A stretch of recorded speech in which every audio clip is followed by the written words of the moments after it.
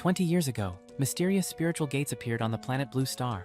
These gates unleashed wondrous spiritual energy and monstrous beasts in the human world, leading to a period known as the Age of Spiritual Calamity. From this chaos emerged spirit warriors, individuals awakened with supernatural powers by the leaking energy. Among them, the rarest and most powerful were the spatial spirit warriors. The first such warrior in Lingzhou, a man named Li Mingshan, used his spatial abilities to turn the tide against the beasts, and brought peace in the world. This cemented the belief that spatial power is the strongest. 20 years after these events, Li Mingshan continues his role as a guardian. This one day, he senses a ripple in space and immediately goes to inspect it. It turns out, in the Jiangcheng City Welfare Institution, a 16-year-old boy named Jin has become the second person in Lingzhou to awaken a spatial ability. The institution's director immediately sees an opportunity for publicity and arranges a press conference to showcase Jin. The director emphasizes his own role in the achievement and instructs Jin to demonstrate his power for the cameras. However, the display is underwhelming. Jin creates only a tiny, unstable portal, a far cry from the legendary feats of Li Mingshan. Just then, to everyone's shock, the legendary Li Mingshan himself appears there. Drawn by the spatial ripple of Jin's awakening, the onlookers assume the Celestial has come to take on a disciple, a life-changing opportunity for the young man. They urge Jin to follow him, but Li Mingshan merely glances at Jin and departs without a word. The message is clear: Jin's talent is too insignificant for the great master's attention. The reporters lose interest, and the event ends in disappointment.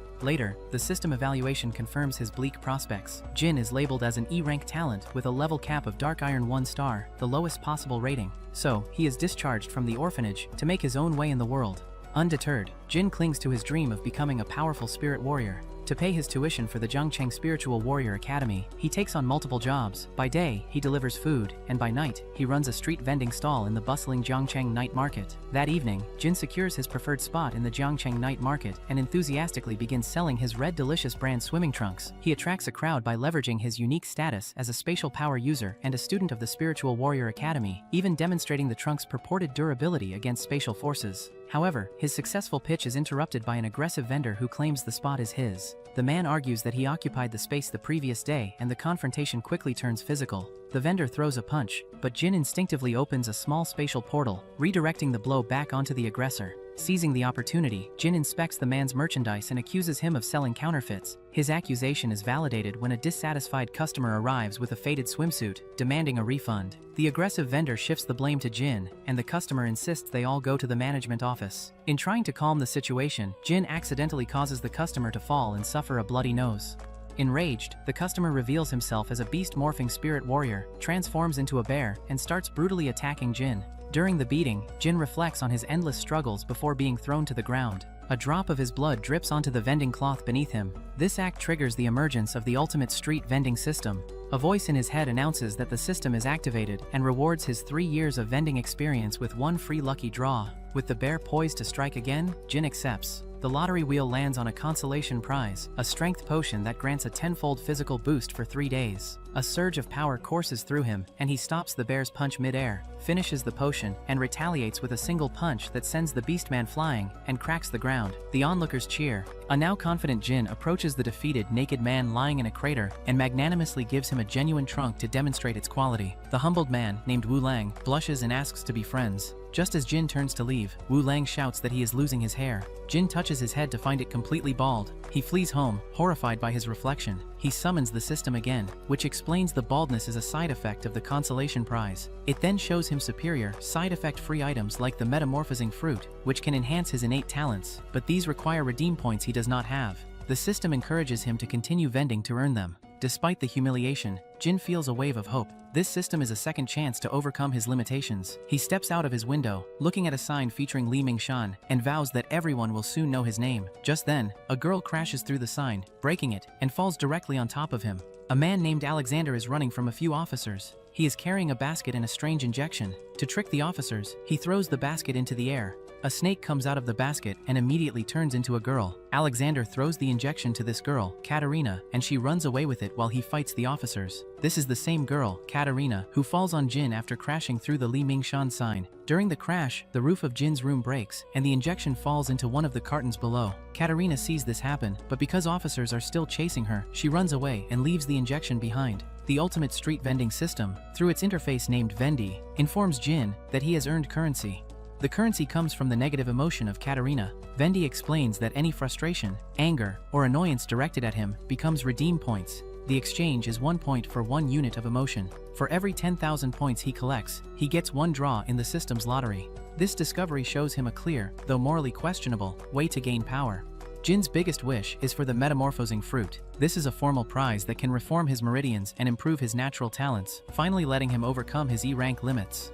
The system notes that a formal prize is guaranteed only after every 100 draws. Jin quickly calculates that he needs 1 million points of negative emotion. This goal makes him look at his most available resource, his schoolmates at the Jiangcheng Spiritual Warrior Academy. All of them already hate him. He arrives at the school and immediately starts collecting points from all the hate he receives. He tells everyone he became stronger and boasts about himself. Principal Wang, who still feels negative from past encounters, announces a surprise spiritual warrior test for all students. Jin sees this as the perfect opportunity. Before the test, he starts a new business. He promotes himself as the delivery agent for the school cafeteria, which is run by Madame Zhou. He walks through the halls, taking meal orders with a boastful attitude. This already gathers points from his annoyed peers. During the test, he steps up to the testing machine. With 1 punch, he does not just get a high score, he completely breaks the machine. The show of raw power stuns everyone. It creates a huge wave of negative emotions from the principal and the students. Using the shock to his advantage, Jin starts another scheme. He claims his sudden strength comes from magical water from an ancient well in his hometown. He conveniently leaves out a key side effect, one he knows very well. He sells small glasses of this water from his vending machine to his eager schoolmates. They are desperate for any advantage. The result is immediate and causes widespread hair loss across the academy.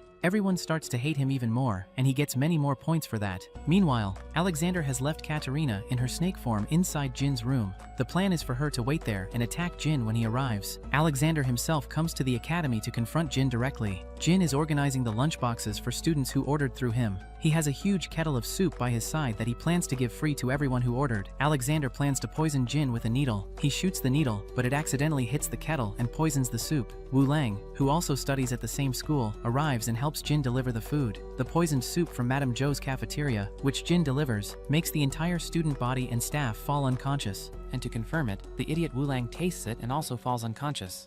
Jin turns to the system. He has finally collected enough points for the coveted 100 draws. The lottery results in a consolation prize, but it is exactly what he needs. The antidote soybean, a cure for all poisons. The system delivers a large quantity.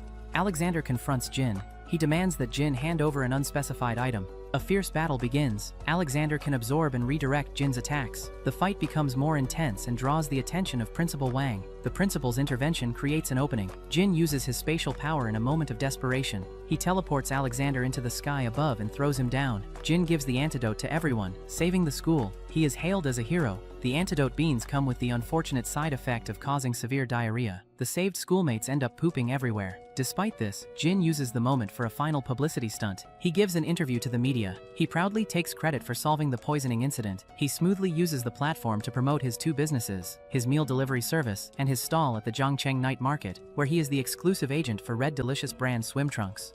Meanwhile, we also see a mysterious organization reviewing the events, and their interest in the unusual student from Jiangcheng grows stronger.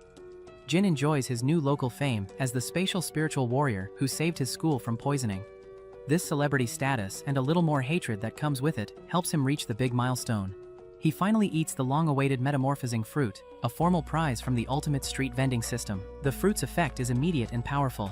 A surge of spiritual energy moves through his body, reforming his meridians and maximizing his innate talents. He feels himself changing into a true prodigy, which is very different from his old E-rank limits. However, the system's nature stays unpredictable. The consolation prizes from his 100 draws cause new problems. He gets a pack of 6 zodiac animal biscuits, each one filled with the power of a different Chinese zodiac sign. He also receives a very bright green hat. This hat has a strange feature. A small, living bean seedling grows from its top. This accessory has an annoying side effect. It makes everyone who looks at Jin feel intense and irrational anger. It makes people want to punch him as soon as they see him. To celebrate his transformation, Jin goes to a hot pot restaurant with his friend Wu Lang. There, Wu Lang orders a huge amount of food. Jin has no money to pay, so he goes to call Madame Zhou to arrange payment. Before leaving, he gives Wu Lang the zodiac animal biscuits to eat. Wu Lang eats 1 biscuit and starts acting like a dog. He goes outside and pees on a car. Surprisingly, inside the car are Yingsu, who is Jin's childhood crush, and Xiao Yao, her best friend. They come inside the restaurant, and Jin finally meets Yingsu, a girl he knew from the orphanage over 12 years ago.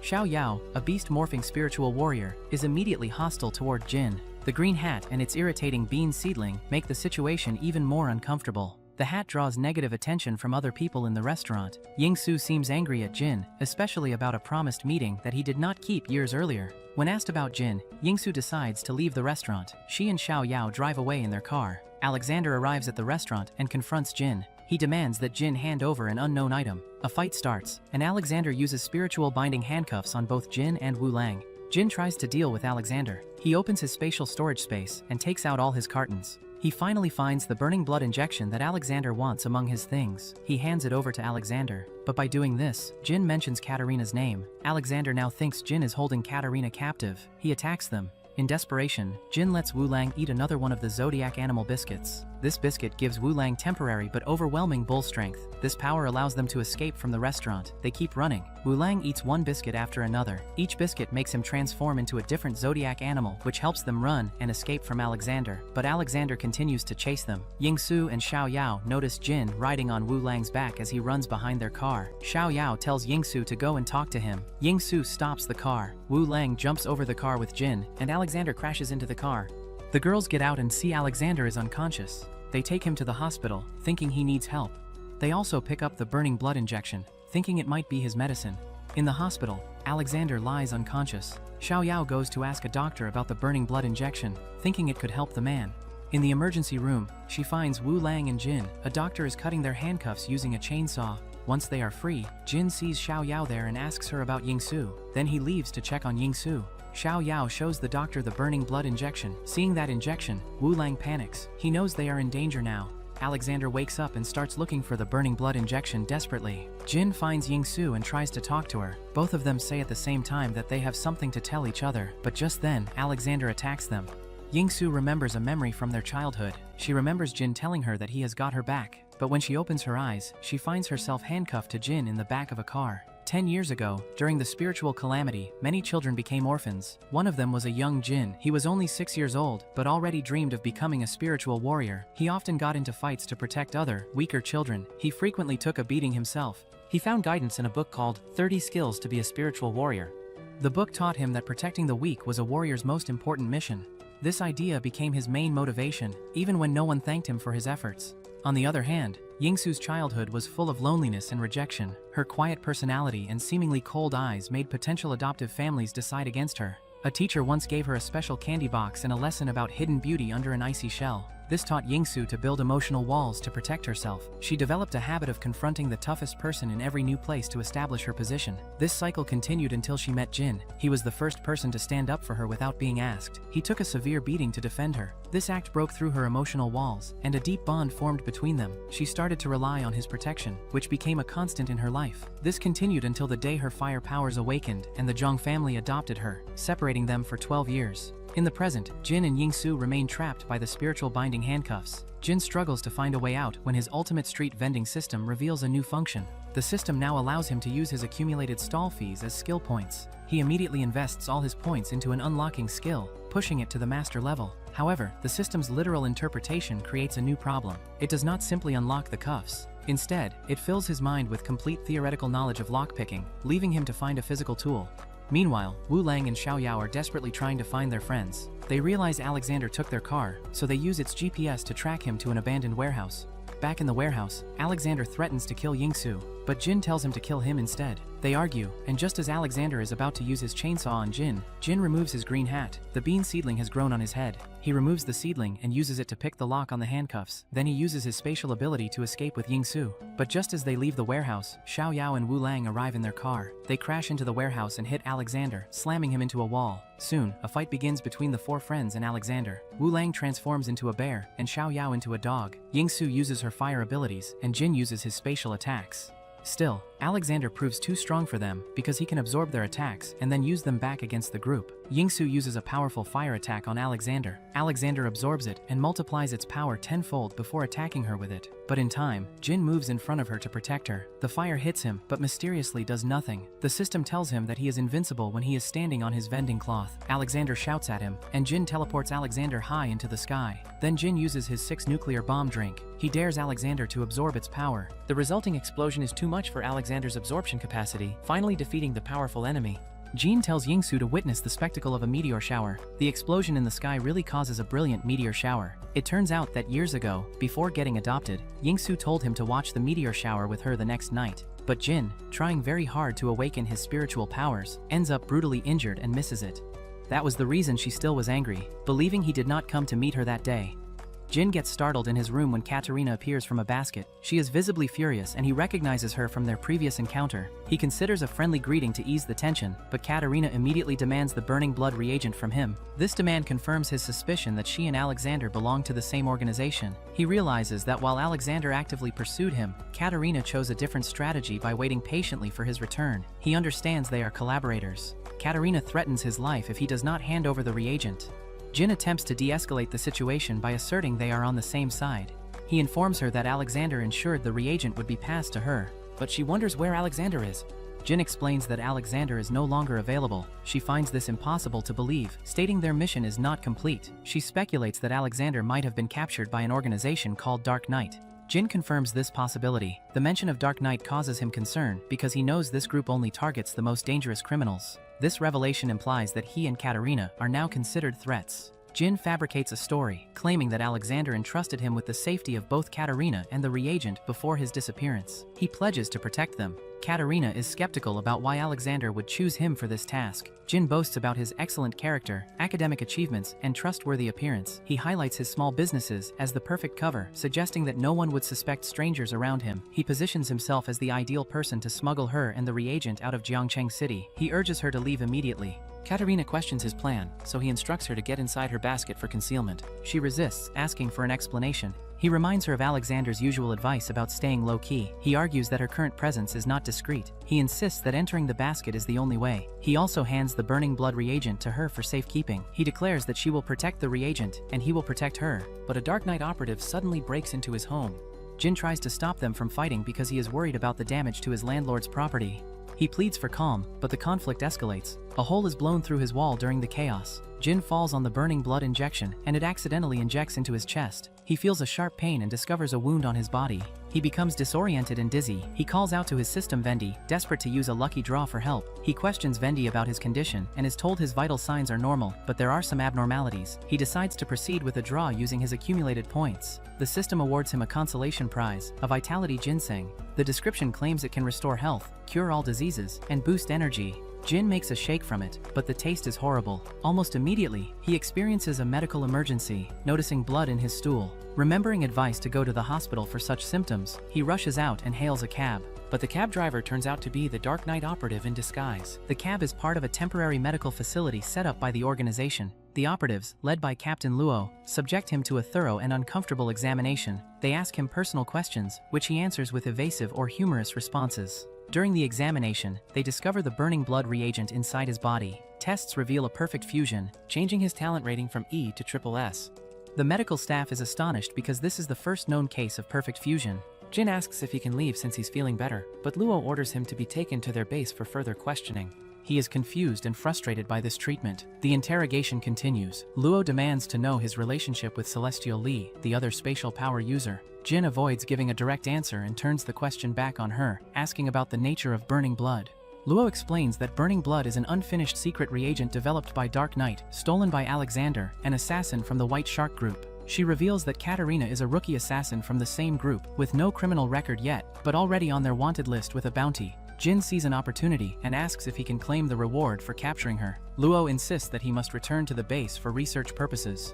Jin agrees but asks to handle something first. He teleports and returns to his room. He finds Katarina and explains the situation. He tells her about his interrogation and that Dark Knight is actively searching for her. He shows her the wanted poster with her face and the bounty. He advises her that leaving the city will be difficult. He suggests she hide inside her basket again. He gives her his phone to contact her group for backup. She contacts them and informs him that 10 men are on their way. He promises to create a diversion to help her escape. Just as she goes into the basket, he tapes it well. Jin teleports back to the Dark Knight van. He shows Luo the basket and surprises her by claiming he has already captured Katarina. Luo is skeptical, but her team confirms with X-ray vision that a beast morphing power user is indeed hidden in Jin's spatial space. Jin proposes a plan to use Katarina as bait to capture the other incoming assassins. Luo is hesitant, but a report confirms that 10 White Shark members are heading to Jiangcheng, so she agrees to cooperate. Later, he is lying back in his room. Katarina comes out of her basket and checks on him. He lies, saying the torture was harsh, but he revealed nothing. She tells him that they should leave because it is not safe there. But he informs her that the area is now safe, as Dark Knight has already searched it. He offers her some leftover food and suggests she change out of her conspicuous battlesuit into some clothes he has. He advises her to be gentle with the landlord's belongings. Alone for a moment, Jin celebrates receiving the reward money. Just then, Xiao Yao approaches him, indicating she wants to talk. Jin feels it is not a good time, but she persists. Just then, having changed her clothes, Katarina comes out of the other room. Xiao Yao confronts Jin after seeing Katarina in his house. She demands an explanation about the mysterious girl's identity and their connection. Jin attempts to calm Xiao Yao by creating a false story. He claims Katarina is a wholesale buyer from Snowfield who placed a large order for his merchandise with a significant deposit. He insists that completing this business deal is very important for his future. He pleads for Xiao Yao's patience, promising to explain everything later. His explanation seems weak, and Xiao Yao's suspicion increases. Meanwhile, Jin forces Katarina to contact her team. Katarina receives a message from her organization, White Shark. The message informs her that a team of 10 people from White Shark will meet her at the night market with no further details. At the night market, Jin tries to act normally while secretly waiting for more instructions. He buys food to keep Katarina occupied. Luo, the captain from Dark Knight, keeps calling Jin's phone repeatedly for a progress report on his undercover mission. Xiao Yao also arrives at the market and continues asking Jin about Katarina and the mysterious person he keeps texting. Her persistent questions force Jin to invent more lies. He manages to send a vague reply to Luo, gaining a small amount of time. Then, he uses his spatial ability to teleport Xiao Yao onto a bus. He tells her to give him 2 hours and he will answer all her questions. Katarina gets another message with instructions in their native dialect. The message is cryptic, simply telling her to find the turtle at the Zhangcheng night market. Jin struggles to understand the brief and vague directive. Katarina wants to eat more food, but Jin insists they leave immediately to follow the order. Their search leads them to a vendor selling live turtles. Katarina explains that ancient Snowfield people used a specific turtle species from their region to pass secret messages by carving information on the shells. She reveals that vital intelligence is never kept on a single turtle. While they search through the tank, Xiao Yao returns. Thinking Jin is having an affair with the girl, she kicks the turtles with carved information from their hands into the river. Jin tells Katarina to jump into the river and find the turtles, so she goes after them. To Xiao Yao, he explains that Katarina lost connection to her family 10 days ago, and he is helping her find them. He says the information is on the carved turtles. Xiao Yao believes this new lie. Seeing an opportunity, Jin tells Xiao Yao to transform into her dog form. He wants her to use her beast morphing powers, specifically her enhanced sense of smell, to track Katarina's family. On the other hand, he extracts a promise from Katarina to keep her assassin identity a secret from Xiao Yao for now. Xiao Yao, in her dog form, tries to follow the scent from Katarina's hands of the turtle shell. The trail leads them to a food stall, and Katarina starts ordering and eating more food. Jin is interrupted by another insistent call from Luo. Jin steps away to answer, making Xiao Yao more suspicious that he is involved with another woman. Her anger peaks, and she storms off to investigate on her own. Desperate for a solution, Jin turns to the ultimate street vending system. He uses his points to draw a prize. He obtains a lucky cherry that can grant him luck for 30 minutes, pudding that can change his appearance, and a golden durian that instantly restores the user's spiritual power to full capacity. However, cutting the golden durian causes an earth-shattering explosion with massive shockwaves and an unimaginable stench. He sets a timer and eats the lucky cherry, which immediately grants him 30 minutes of extreme good luck. His luck skyrockets. He quickly stumbles upon the entire White Shark team. 7 assassins gathered at a deserted aquatic products market. He sends his live location to Luo, but just then the 30 minutes pass, and his good luck ends. Vendi informs him that the lucky cherry has a severe drawback. Its effect is followed by 3 hours of intense bad luck. The backlash begins instantly. He sees Xiao Yao in her dog form bound by ropes. The men from White Shark are about to cut her with a chainsaw. They witness Jin and immediately attack him. He opens spatial portals and keeps dodging. During the fight, his phone is sent out of the warehouse into the river. Luo and her team arrive but keep searching the river for those men. Jin unbinds Xiao Yao, and they both keep escaping. During the chaos, Jin's bad luck causes him to accidentally draw out the golden durian and crack it. This results in a huge explosion and the collapse of the warehouse on the assassins, effectively neutralizing them. Luo and her team arrive there, and he tells them the men of White Shark are in the warehouse. So they arrest them, but they're surprised that he was able to accomplish this on his own. After the operation, Xiao Yao questions Jin about his deception and asks if he is working for Dark Knight. He admits he lied to keep her from rushing into a dangerous situation, claiming he wanted to protect her. This confession slightly softens her stance. She then tries to discuss a serious matter concerning Yingsu. Meanwhile, a news report reveals that Yingsu's grandfather, the head of the Zhang family, is gravely ill. Yingsu is forced to take control of the family enterprise, which is under aggressive acquisition by the Luotian group. A flashback shows a young Jin getting into trouble for placing a salted fish in a bully's drawer. Yingsu then physically confronted the bully for his constant harassment. Both children were punished by the principal. Jin explained to Yingsu that he used a sneaky tactic because the bullies only acted when authority figures were absent. He believed that dealing with people who played dirty sometimes required similar methods. He said that when Yingsu hit the bully, her physical violence made them the ones in the wrong. She thanked him for always being by her side during trouble, a recurring theme in their relationship. In the present, Jin and Katarina stand in front of the Luotian group building. Katarina asks him what they are doing there, so he tells her they're there to help a friend. Inside, Yingsu meets the Luotian group's representative Tian for the negotiations. The previous night, Xiao Yao informed Jin about the situation. She told him that with her grandfather ill, all responsibility fell on Yingsu. Yingsu was going to negotiate with Tian, a man known for his unwelcome advances toward her. Xiao Yao said she had a plan. She wanted Jin to use his power to take her with him to infiltrate the Luotian building to ensure Yingsu's safety during the meeting. Jin agreed to meet Xiao Yao at the station, but had his own intentions. Jin decides to act alone, believing a direct assault would be disastrous. In the present, he calls Xiao Yao and tells her to wait. He proceeds with Katarina. He uses a clever trick to gain entry into the heavily secured Luotian building by offering their services as temporary kitchen workers. The head chef tries to lure Katarina, and she knocks him out. Jin tells Katarina that he brought her here so she could enjoy the meal, and she begins eating. Just then, they hear someone coming. He pleads with Katarina to transform into a snake and hide inside a kettle. They do this just in time as Tian enters. He asks for his head chef, and Jin lies, saying the chef left because his wife was in labor, and that he is the replacement. Tian asks him what's in the kettle, and Katarina in her snake form comes out, so Jin lies, saying it's a special ingredient. Tian orders a specific sinister dish called twin slugs, intended for Yingsu. The dish is designed to have a manipulative effect on the consumer. Luo Tiansheng also tells Jin to give his staff the food already prepared. Before leaving the kitchen, Jin gives one slug to Katarina, who puts it into the drink of the boss of the Luo group. Inside the meeting room, Tian tries to enforce his agenda of combining both the Luo and Zhang families through a marriage with Yingsu. During this, Jin enters with the dishes. He serves Yingsu her favorite one. Though surprised to see him, she immediately tastes it, and he then serves the live slug to Tian, who tries to eat it but gets it stuck in his mouth. Jin gives him water but adds diarrhea-causing beans to it. Tian drinks it and then starts pooping, releasing gas, and leaves the room embarrassed.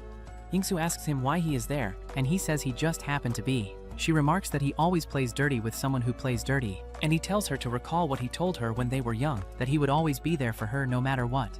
He reveals his purpose is to gather evidence against the Luotian group. Their investigation leads them to discover a secret meeting between Luo Bei, the patriarch of the Luo family, and members of the notorious Rakshasa gang. They learn the takeover is not just business, but a criminal operation involving blackmail and intimidation. Jin tells Yingsu to take photos for proof, but she does so with her shutter sound on, so they're found out.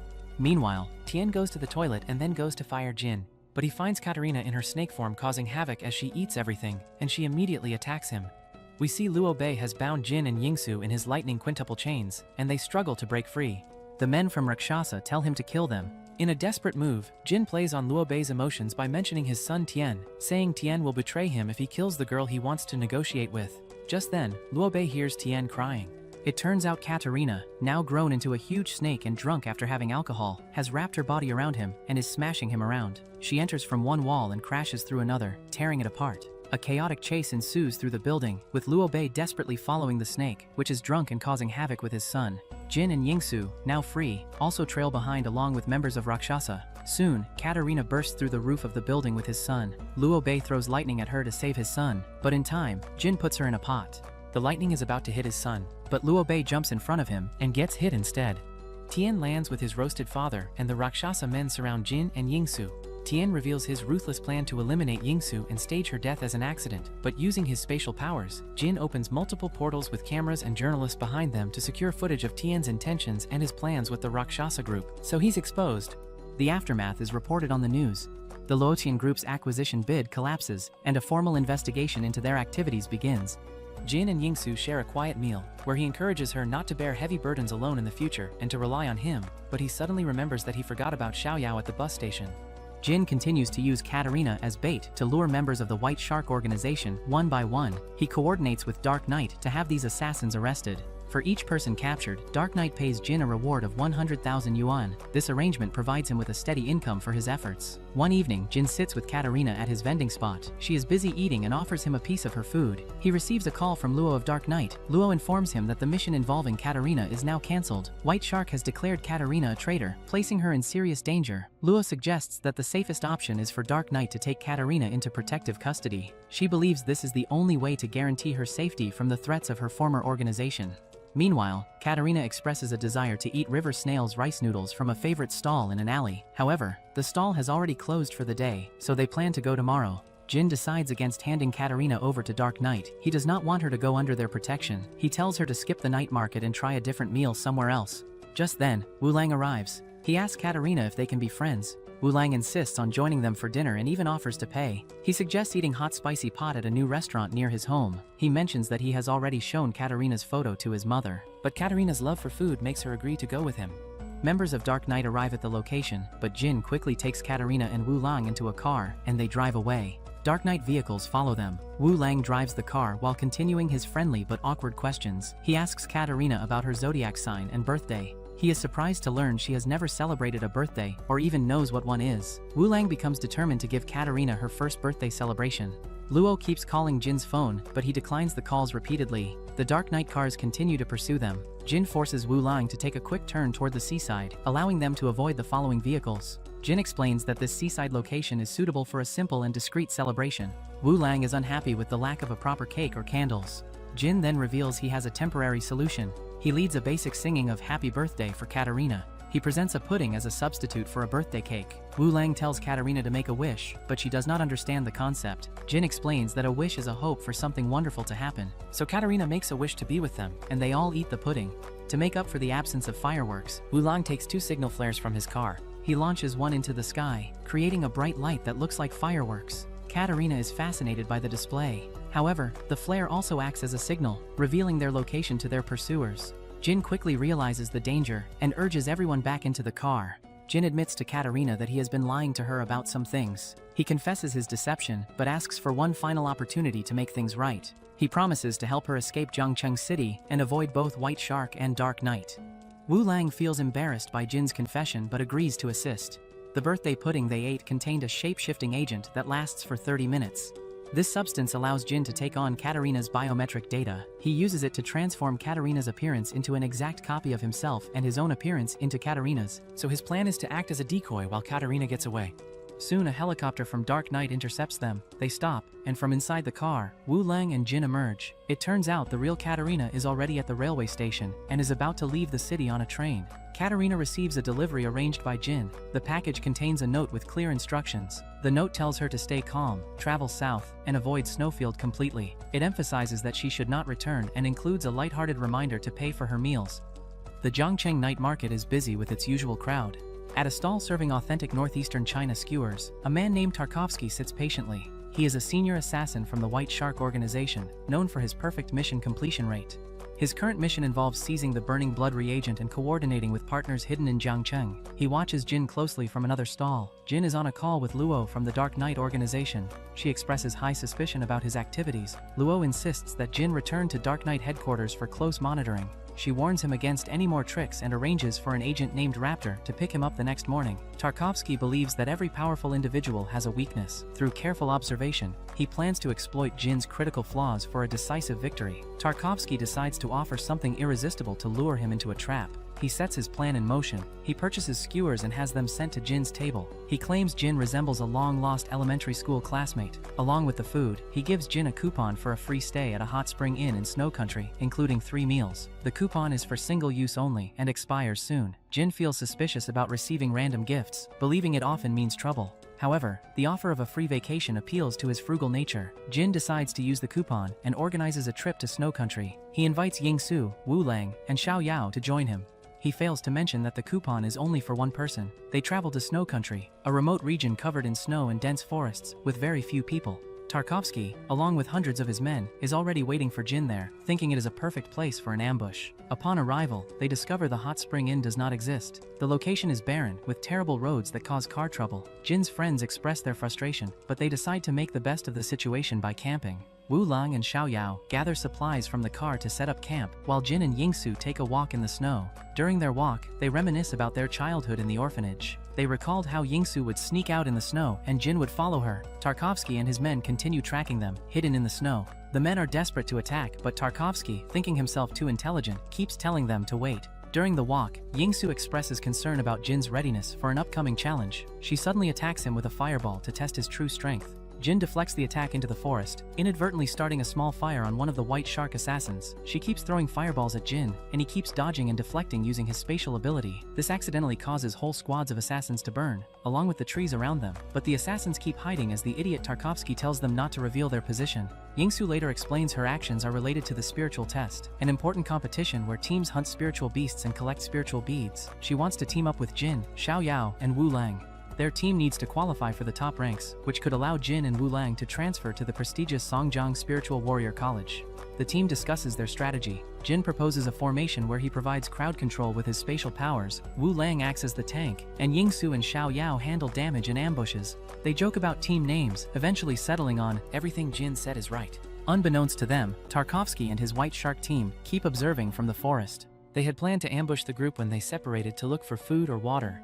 However, Jin's spatial storage contains ample supplies, including food for a hot pot meal, so the group never needs to leave their campsite. One of Tarkovsky's men grows impatient with the wait and decides to attack directly. He first beats the idiot Tarkovsky and then attacks with others. Jin and his friends fight back, but they are outnumbered. Jin uses his teleportation abilities and the stall cloth for defense, but his spiritual power depletes quickly. Xiao Yao gets injured, and the situation looks dire. Jin remembers he can contact Luo for help and sends a distress signal with his real-time location.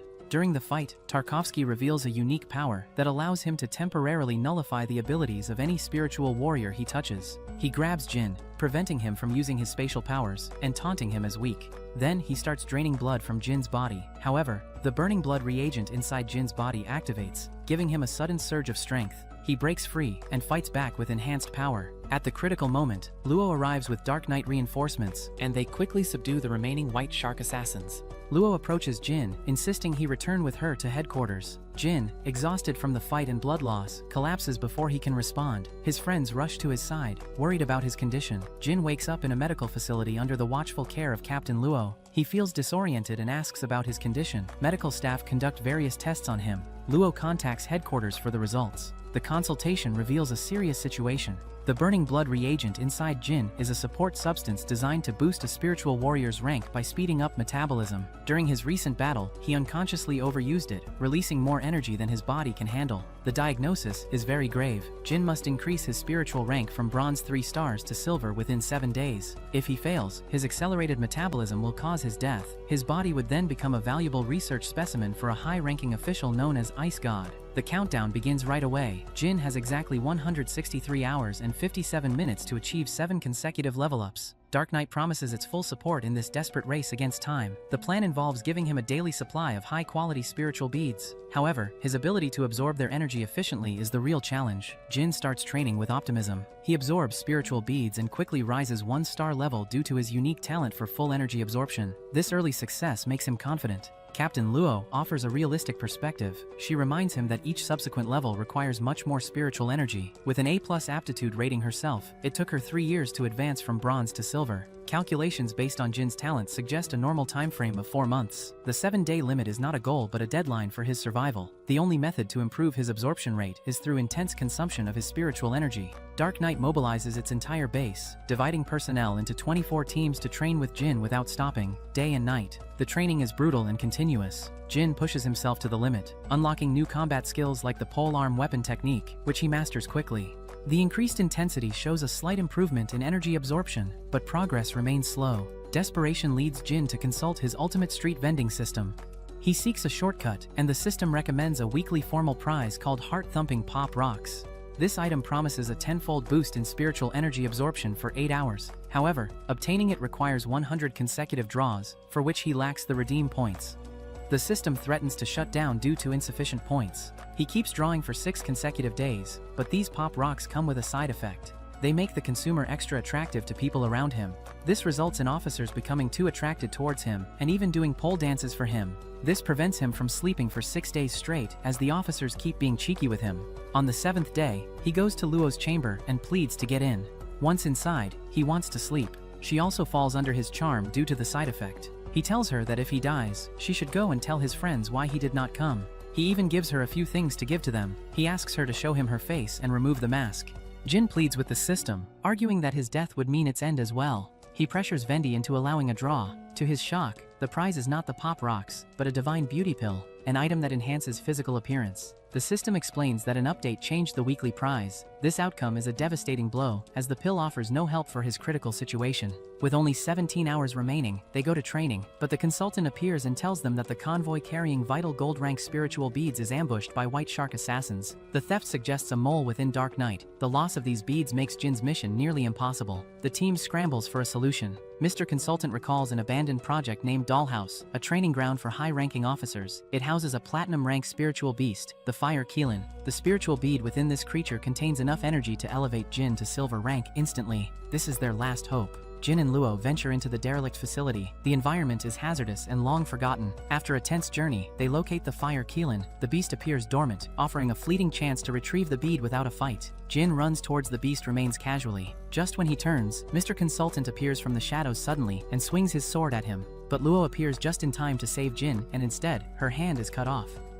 Years ago, Mr. Consultant arrived in Snowfield for a crucial selection test for the White Shark organization. He had spent 10 years in rigorous training, swinging a sword 1,000 times each day for a single opportunity. Alexander selected him from hundreds of candidates for one reason: he was low-key. This trait made him ideal for espionage work as an undercover agent. He was recruited into Dark Knight, but only as an intern clerk. In this role, he did not swing his sword, and from that moment, he waited for the time he could finally return to using it. He checked in daily, slowly rising through the ranks from intern clerk to junior clerk and then to consultant. Each day blended into the next for 3,650 days. He often questioned how long he must maintain his cover, and the only answer he received was to be patient. His chance to wield his sword again seemed to arrive with a file labeled Burning Blood. Alexander informed him that successfully retrieving the reagent would allow his return to Snowfield. This hope shattered when news arrived that Alexander had been subdued by a student named Jin. Mr. Consultant's frustration turned into a vow that Jin would pay for ruining his opportunity. In the present, Mr. Consultant attacks Jin with his sword inside the dollhouse facility. Luo steps in front of Jin to protect him, and her hand gets cut off in the process. Jin runs while carrying Luo, but he cannot use his spiritual powers because the facility is constructed from spiritual binding iron ore that nullifies all spiritual abilities. The undercover consultant confronts them. He explains that within these walls, only raw physical skill matters, and he boasts about his 20 years of honed sword expertise. He declares himself unbeatable in this environment. Luo urges Jin to flee, while she holds the agent off, but Jin refuses to leave her behind. The consultant attacks, confident in his superiority. However, Jin surprises him. Despite the nullification of his spatial powers, his recently mastered polearm weapon skills remain effective. He counters the consultant's attacks with a bone he picks up from the ground. A fierce battle ensues, culminating in Jin disarming the consultant and securing the Fire Keelan spiritual bead. The consultant, in a final act of defiance, destroys the precious bead rather than let Jin have it. With the bead gone, and only 2 hours left until the burning blood consumes him, Jin faces certain death. He refuses to give up, desperately attempting to absorb any residual spiritual energy in the air. This action inadvertently awakens a horde of spiritual binding beasts, creatures that feed on spiritual energy. They swarm the area, and in the ensuing chaos, Luo is severely injured. As she lies bleeding, she experiences flashbacks to her own induction into Dark Knight and her vow to be a guardian of Lingzhou. She remembers her first mission with her squad, a team that has maintained 0 losses under her command, and her personal oath to never let anyone die in front of her. When she opens her eyes, she finds Jin beside her. They are still in the facility, but somehow, she has healed. Her hand has regrown, and she looks absolutely stunning. Jin explains to her that he managed to fight off the beasts using the consultant's sword. In the process, he absorbs the spiritual energy from the beasts themselves, which finally allows him to break through to the silver rank, saving his life. He then used Vitality Ginseng to heal her critical wounds. In a moment of improvisation, he also gave her the Divine Beauty Pill, which restored her beauty. Jin talks with her about the meaning of her sacrifices. He argues that the people she saves would want her to live a full life herself. Her team finds them, expressing their joy and relief at her survival. Later, as they prepare to part ways, Luo sends Jin a gift through a subordinate. The gift is a gold-rank spiritual bead from a ghost-faced toad. She considers this a fair trade for the events that transpired. Meanwhile, Yingsu and the others are waiting for Jin at the entrance to the Divine Pool spiritual test. He finally arrives there, and he proudly announces his new silver rank, so the team celebrates with him. But unbeknownst to them, we see two men watching them, as they confirm Jin as the bearer of the burning blood reagent and their next target. But that's where this video ends. Remember to like and subscribe to the channel. Thanks for watching, and I'll see you next time.